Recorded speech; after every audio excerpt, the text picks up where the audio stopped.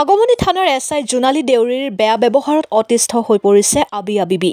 ৫ বছৰ আগত গছৰ সুপাৰী পাৰাক লৈ ৰাহুল হক মইনুল হকৰ লগত আবিয়া বিবিৰ লগত মাৰপিটৰ ঘটনা সংঘটিত হৈছিল।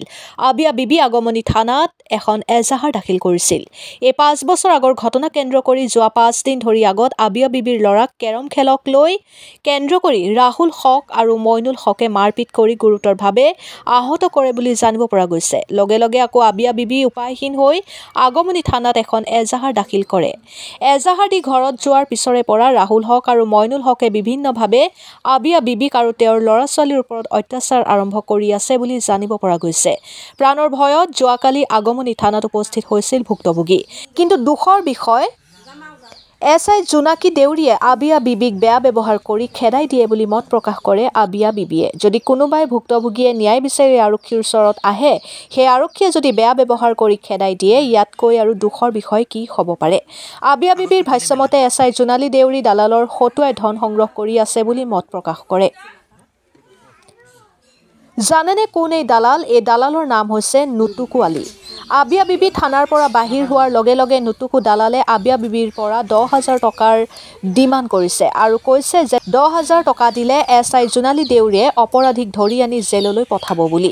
আবিয়া বিবিয়ে কোৱা মতে 3 দিন আগমনী থানাত আহিছিল। এই 3 দিনে নুটুকু দালালে আবিয়া বিবিৰ পৰা 10,000 টকাৰ ডিমাণ্ড কৰিছে। এতিয়া কথা হ'ল, নুটুকু দালালে কাৰ সাহসত টকা ডিমাণ্ড কৰাৰ সাহস পালে?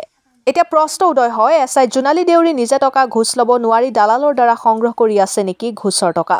এই ঘটনাটোৰ উচিত তদন্ত হ'ব লাগে বুলি মত প্ৰকাশ কৰে স্থানীয় ৰাইজে, লগতে ভুক্তভোগীয়ে। ইফালে ন্যায় পাবনে ভুক্তভোগী আবিয়া বিবিয়ে? এইটো হ'ব পৰৱৰ্তী কালত লক্ষণীয়। ব্যুৰো ৰিপৰ্ট, অৰুণোদয় আসাম। জমিন কাজ কিনা কেস হয়েছে সিভিল কেস হওয়াতে আমার ডিগ্রি পাচ্ছি, তোমরা আরো আপিল করছে, আপিলতো ডিগ্রি পাচ্ছি। ওরা কয়ে আছে যে ওমরা এলাম আমার বাড়ির বাড়ি করে আছে, ওলি নিয়ে আমাকে সেই খাতাখাতি করে যে ছক পালি খেলে আমরা মার্ডার করবো, ঝেড়ে পাবো, আমরা একজনের কাল্লা নেবো অঙ্কুর কওয়াতে সে নাকি নসলা নিয়ে আবার নাবালো ছক ধরে টাঙাইছি, ওইটি নিয়ে কেস হয়েছি।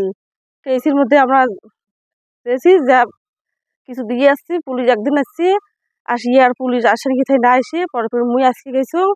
যাওয়ার পর আমরা জোনালী বাড়িতে মুখ পাত্তা দেয় না, তারপর না যে পাত্তা না দেওয়াতে আজকে আসি এলা বাড়ি শোনো যে এমনি কবা আসছি যে জোনালী বাড়িতে আর ওসি স্যার আমার হাতে তুমি আমার কিছু করবি পাবেন না, কে যে করে লুঙ্গি আমার কি করবি পারি এলা এলা রাতের মধ্যে যা হয় আমরা বেচা মানুষ বাড়ি থেকে তুলি আনবো, আর না বেড়া মানুষের ঝেড়ে রাতে উঠে নাল পাবো, আমরা একজন হলে আমরা কাল্লা নেবো।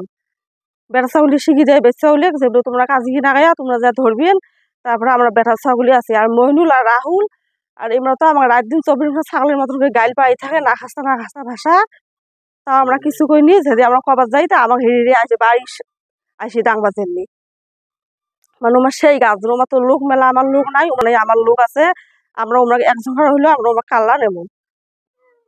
আত্মা দেয় মুই গেছো মুখে তো কি না তুই এটুকু না আসছিস তো কি না একদিন যে আসছো না হয়েছি। তারপর অহন কয়া কল পরে আল্লাহ বলবি অহন কয়া ওই দেখ নুটকু বেশিয়ে মুখ ফাঁকার মধ্যে পয়সা যায়, কয় মুখ 10,000 টাকা দে, মুই এলাই বাইদের সাথে হয়ে দিয়ে তো এলাই মুই বাইদে আমার বাড়ি দিয়ে বেটা জেলা আসামি তুলি আনবি। না পারলো শখ যে ডাঙাল একটা বিচিন নাই, জোনালী বাইদে আসে নিজে আসে ইনকোয়ারি করে যে তাও বিচিন নাই, এলা মুই সরকার এটি বিচি চাও না বললো ছক ডাঙাল আর আমার মাটির থাকিয়ে আমার আমরা হেরে দিয়ে ডাঙবার আসি মারবির আসি, মানে ওনার সেই অত্যাচার। হ্যাঁ দালাল ওই নুটকুবি দালাল। নুটকুবি সেই দালাল, মানে 2 দিন যেন নুটকুবি মোর পাস ধরছে যে আমাকে টাকা দে তেলা জোনালী বাইতুল্লাহ তোর বাড়ি যাবি, মানে ওমার ভর ভরিতে রাত দিন 24 ঘন্টা ভর ভরিতে আমরা বাড়িতে স্টিপে পাইনি। আমরা তো 3-4 মাসে বাইর থাকি, বেচা মাসি খালি ব্যবসা মাসি নাই, ওমার রাত দিন 24 ঘন্টা মানে সেই অত্যাচার করে ওমার দালায় বাড়িতে 1 সেকেন্ডও থাকতে পাইনি আমরা।